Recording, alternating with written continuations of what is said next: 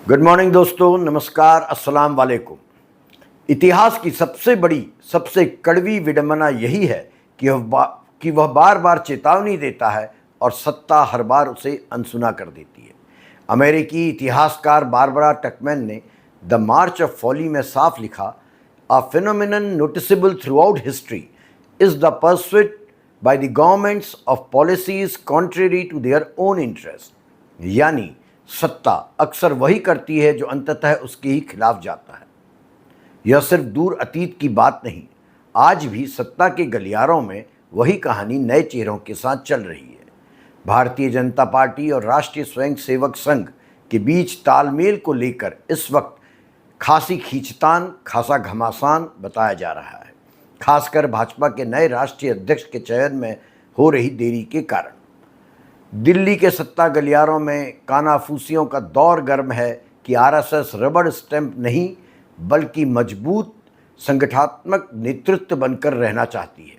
इसी चलते संघ का शीर्ष नेतृत्व अपनी पसंद तय करने में समय ले रहा है।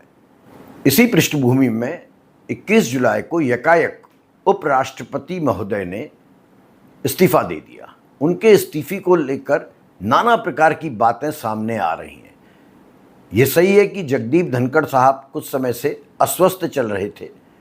वो उत्तराखंड दौरे पर जब गए थे तब भी उनकी अचानक तबीयत खराब हुई थी, लेकिन जब लोकसभा और राज्यसभा का सत्र चल रहा हो और भारी गर्माहट सदन में देखने को मिल रही हो, यकायक ही कुछ ऐसा हुआ कि उपराष्ट्रपति महोदय ने इस्तीफा दे दिया।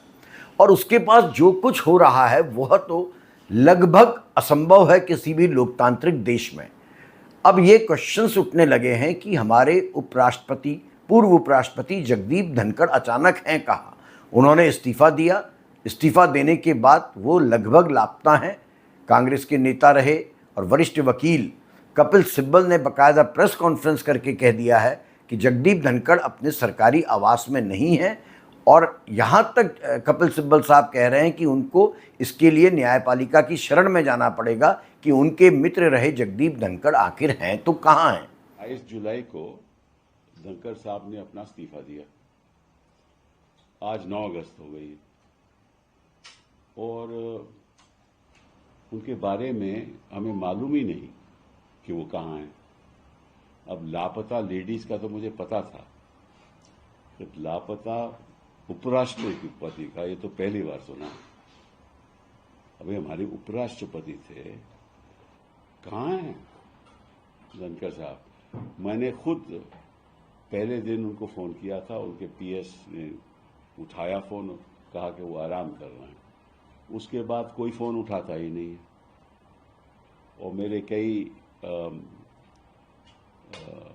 राजनीति में राजनेता से मेरी बात हुई तो वो कहते हैं कि हम भी नहीं फोन मिला रहे।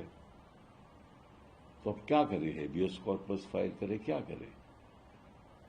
इस प्रकार की जो घटनाएं इस समय देश में चल रही हैं, सत्ता गलियारों में चल रही हैं, वो नाना प्रकार की आशंकाओं को जन्म दे रही हैं।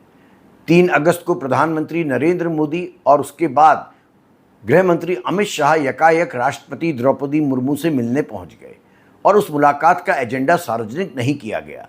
दिल्ली की राजनीति में इस प्रकार यकायक प्रधानमंत्री का और उसके बाद अलग से गृह मंत्री जी का राष्ट्रपति से मिलना बड़ी खबर बन के सामने आया है, जिसने बहुत ज़्यादा आशंकाओं को, अटकलों को जन्म दे दिया है। राष्ट्रीय स्वयंसेवक संघ की ओर से पीढ़ीगत बदलाव पर भी जोर की चर्चा गर्म है। आपको पता है कि अभी कुछ दिनों पूर्व संघ प्रमुख मोहन भागवत ने स्पष्ट तौर पर यह बात कही, जोर देकर यह बात कही कि 75 के बाद नई पीढ़ी को मौका मिलना चाहिए। आज अपने मोरोपंत जी के 75 वर्ष पूरे हुए, इसके लिए उनको शाल पांजर ली। 75 वर्ष का आपने किया, लेकिन मैं इसका अर्थ जानता हूँ। 75 वर्ष की शाल जब उड़ी जाती है तब उसका अर्थ यह होता है कि अब आपकी आयु हो गई, अब जरा बाजू हमको करने दो। सत्ता गलियारों में कहा सुना जा रहा है कि संघ अब केंद्र और राज्यों में नेतृत्व परिवर्तन के फैसले पर अपनी छाप और स्पष्ट करना चाहता है। यही संदर्भ प्रधानमंत्री नरेंद्र मोदी के आगे के संभावित कदमों और प्रधानमंत्री पद पर उत्तराधिकार को राजनीति का सबसे बड़ा सवाल बना रहा है। सत्ता के गलियारों में अब तक सबसे ज़्यादा चर्चा दो चेहरों की रही है, गृह मंत्री अमित शाह और उत्तर प्रदेश के मुख्यमंत्री योगी आदित्यनाथ की। यह चर्चा इसलिए रही है कि यदि प्रधानमंत्री पद त्यागते हैं तो संभावित तौर पर उनका उत्तराधिकार या तो अमित शाह जी के पास जाएगा या योगी आदित्यनाथ के पास। लेकिन अटकलें यहीं पर नहीं रुकती हैं। भीतर कहानी यह भी सुनाई दे रहा है कि अगर नेतृत्व परिवर्तन हुआ, गौर कीजिएगा, अगर नेतृत्व परिवर्तन हुआ तो कोई चौंकाने वाला नाम सामने आ सकता है जिस पर आरएसएस और मोदी दोनों की सहमति हो। इस संदर्भ में हरियाणा के पूर्व मुख्यमंत्री और मौजूदा ऊर्जा मंत्री मनोहर लाल खट्टर का नाम इन दिनों दिल्ली के सत्ता गलियारों में लिया जा रहा है। बताया जा रहा है कि उनके लंबे संगठन के अनुभव, उनका प्रचारक होना, पूर्णकालिक प्रचारक होना, विवाद मुक्त छवि होना और संघ और भाजपा का जो वर्तमान शीर्ष नेतृत्व है, दोनों से उनकी करीबी संभवतः उनके नाम पर सहमति का कारण बन सकती है। मगर ये प्रश्न तब जब प्रधानमंत्री मोदी पद छोड़ने का मन बनाते हैं तो। यह चयन लेकिन आसान नहीं होगा क्योंकि अब सरकार गठबंधन की है। किसी भी नाम पर भाजपा के भीतर के गुटों के साथ साथ एनडीए सहयोगियों की सहमति भी अनिवार्य होगी। यह भी सच है कि नए भाजपा अध्यक्ष की घोषणा जितनी देर रुकी रहेगी उतना ही तेज संदेश जाएगा कि भारतीय जनता पार्टी और राष्ट्रीय स्वयंसेवक संघ के शीर्ष में सब कुछ ठीक नहीं चल रहा है। कहा तो यह भी जा रहा है कि घमासान चल रहा है और यही कठिनाई प्रधानमंत्री के उत्तराधिकारी के प्रश्न के समय में भी परिलक्षित होगी। इधर विपक्ष, विशेषकर राहुल गांधी, वोट चोरी का अभियान तेज कर चुके हैं।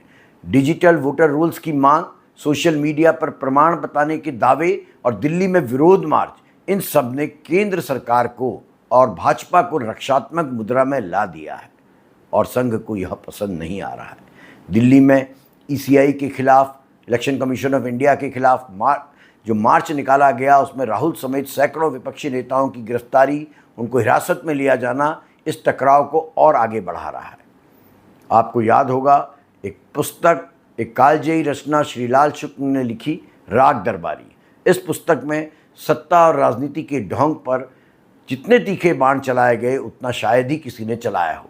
इस पुस्तक में एक जगह शुक्ल जी ने लिखा है कि हर बड़े राजनीतिज्ञ की तरह वे राजनीति से नफरत करते थे और राजनीतिज्ञों का मजाक उड़ाते थे। भीष्म साहनी ने तमस में सत्ता की दृष्टि दोष को उधेड़ कर रखा। उनका लिखा मुझे याद आ रहा है कि हुकूमत करने वाले यह नहीं देखते कि प्रजा में कौन सी समानता पाई जाती है, उनकी दिलचस्पी तो यह देखने में होती है कि वे किन किन बातों में एक दूसरे से अलग हैं। ये दोनों उदाहरण ज्यों के त्यों हैं आज के परिदृश्य में, और आज के परिदृश्य में यह फिट बैठते हैं। और यदि आप भारत की स्थिति को अमेरिका के साथ जोड़कर देखें तो हमारे प्रधानमंत्री नरेंद्र मोदी के सबसे करीबी मित्र बताए जाने वाले अमेरिकी राष्ट्रपति डोनाल्ड ट्रंप अपने दूसरे कार्यकाल के शुरुआती कुछ महीनों में ही न्यायपालिका और स्थानीय शासन से टकराव की रेखा पर आ खड़े हुए हैं। देखिए इतिहास कितना अद्भुत होता है, कहाँ भारत और कहाँ अमेरिका, मगर दोनों में एक जैसे घटनाक्रम इन दिनों देखने को मिल रहे हैं। 11 अगस्त को ट्रंप ने वाशिंगटन डीसी में क्राइम इमरजेंसी घोषित करते हुए स्थानीय पुलिस का नियंत्रण अपने हाथों में ले लिया है और नेशनल गार्ड्स की तैनाती कर दी है, जो अभूतपूर्व दखल माना जा रहा है। इसके साथ ही राष्ट्रपति ट्रंप के कई एग्जीक्यूटिव ऑर्डर्स वहां की सुप्रीम कोर्ट तक पहुंच रहे हैं।